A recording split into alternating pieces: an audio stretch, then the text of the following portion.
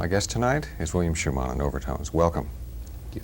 You've had a long and distinguished career in American music, and some people would even say that you've helped create some of the great institutions of American music. But I'd like to start by asking you about some of your earlier pieces and the beginnings. So many of your generation and your colleagues had their beginnings in France with Nadia Boulanger, and yet your beginnings were quite different. Do you feel that's led to a particular style, or have you always been William Schuman? No, because it never occurred to me to go to France, because I didn't know there was such a person as Nadia Boulanger, and I was a homegrown product. I really don't like travel particularly. I have a whole list of places that I've never been that I never want to visit, which is rather unusual, I'm told.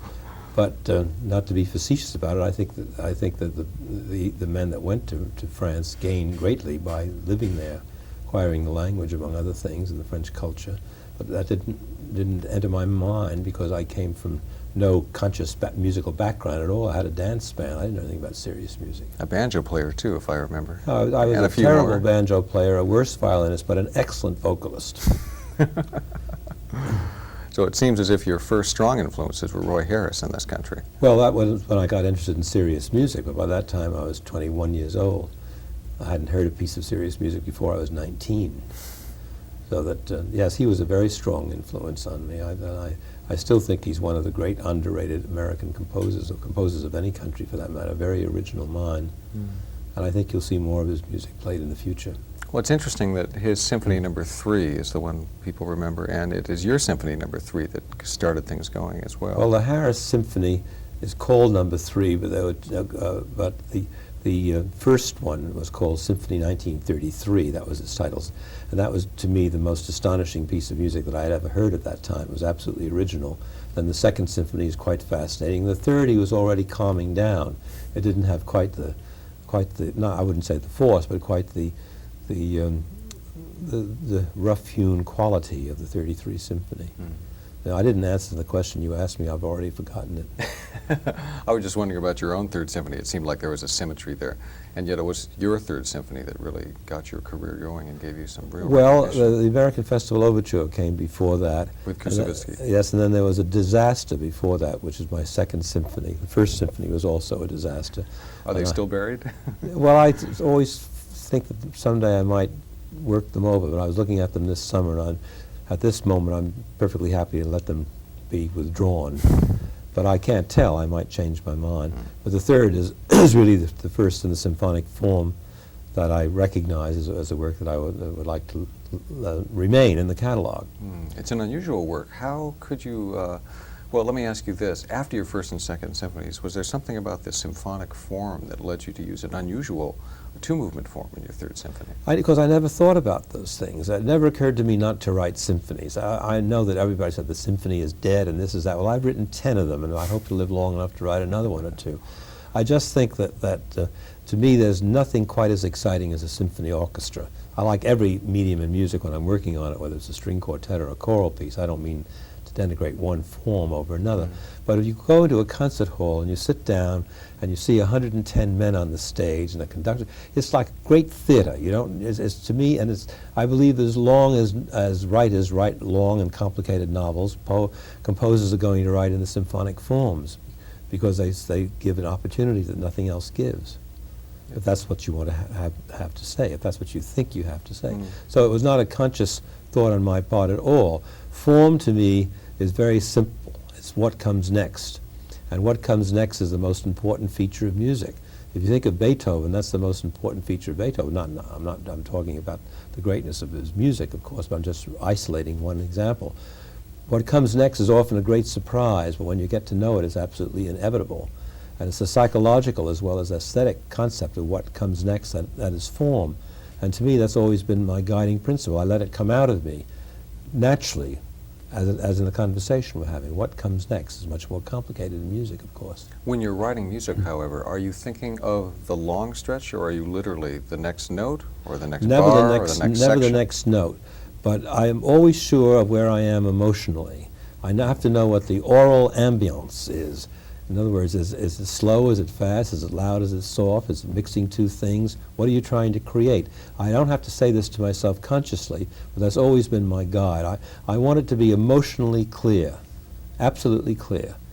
And when you're writing a ballet, for example, that's a great lesson in how to be clear, because you have to have, I wrote a work that Schirmer's published years ago called Undertow for Anthony Tudor. It was an extraordinary ballet. I'm not talking about my score, but about his choreography. It was so ahead of his time. And he gave the most wonderful instructions. For example, at the opening, he said, I'd like this to be the feeling of a mid-European city on a damp night. And when you turn the corner, you feel the moisture in the palm of your hands, and you look around before you proceed. Now that's a marvelous, the music just absolutely was born. Then he said at the end, can you write me a 4-minute musical essay on fear? Now that's a wonderful thing to say to a composer. It starts the juices going immediately. You know it's going to be 4 minutes, which is quite a long time. And how can you keep up fear without having ennui substitute for it for 4 minutes is a great trick. But those are outside stimuli, and you don't have that when you're writing an abstract work. That's true, and form doesn't necessarily give you any of that content. No, it's up it to you doesn't. if you like to invest, such as your Ninth Symphony. It had a very strong, let's say, impetus initially. Yes. However, when you're writing, I'm sure that many people who have never composed or are far away from the creation of the musical act of creation, when you say you are aware of where you are emotionally in a piece of music, we all know that it takes time to write one note at a time.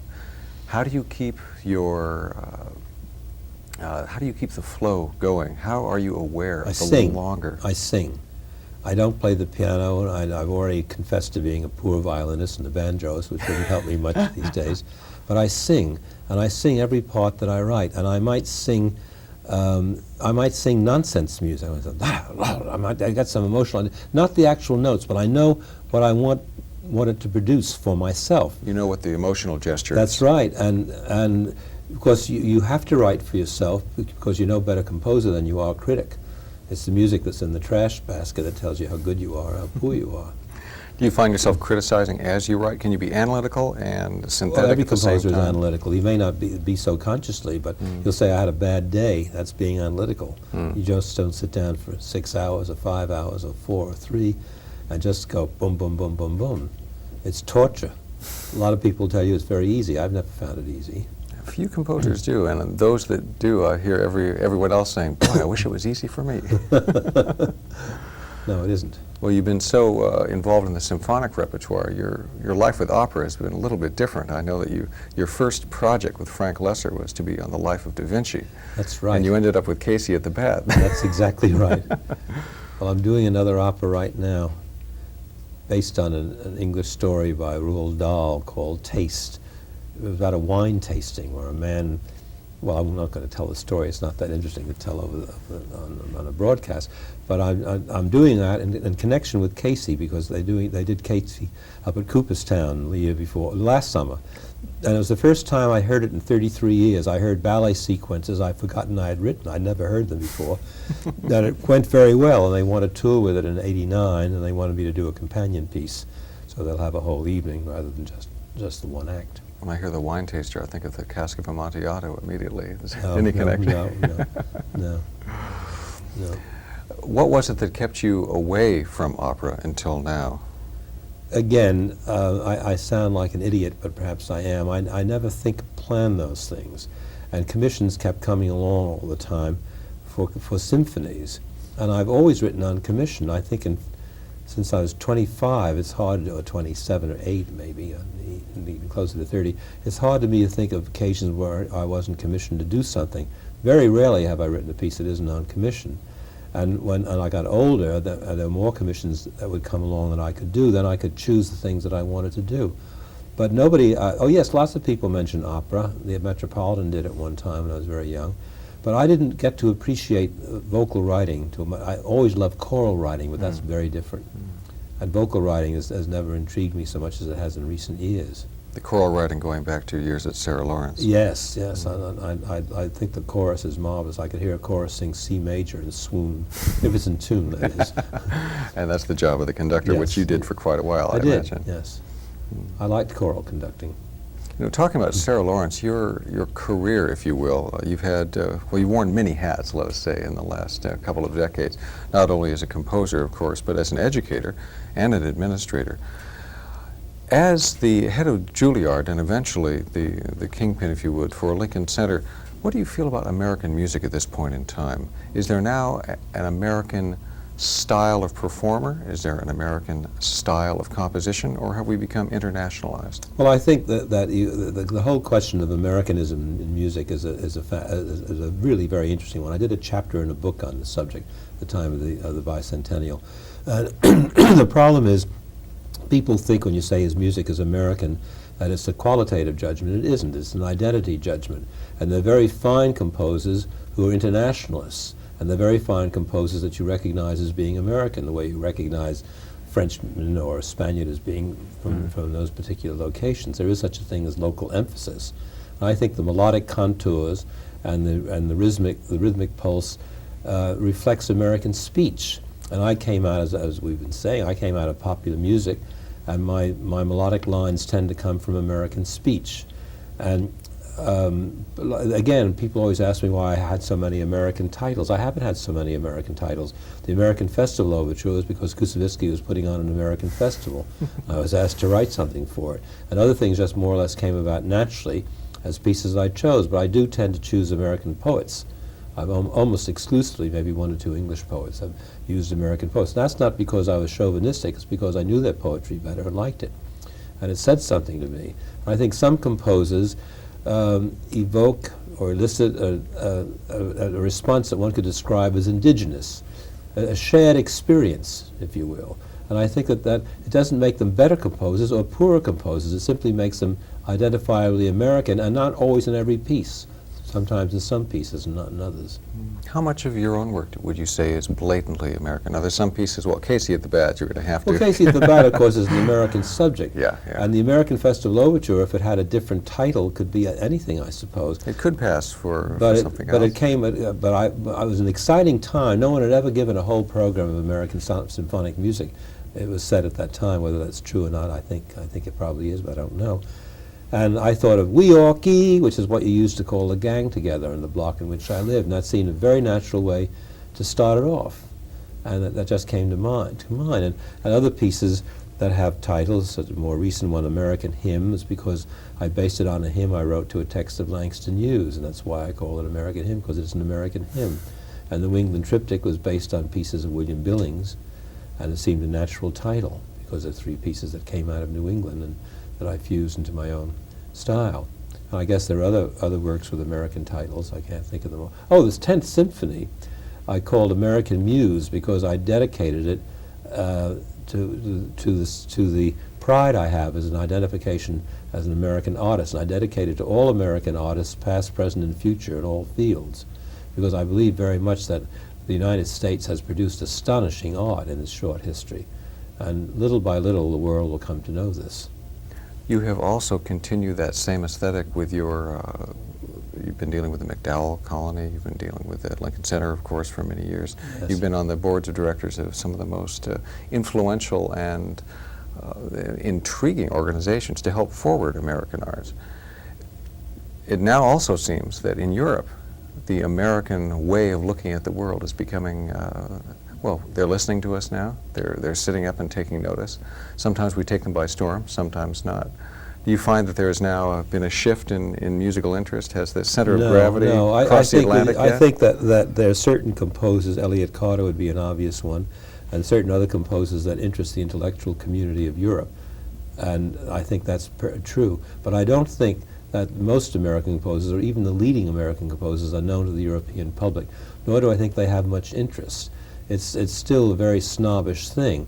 It isn't that way so much in literature, although authors would have a different view, perhaps. But in music, I see no increase in interest in American serious music abroad, no.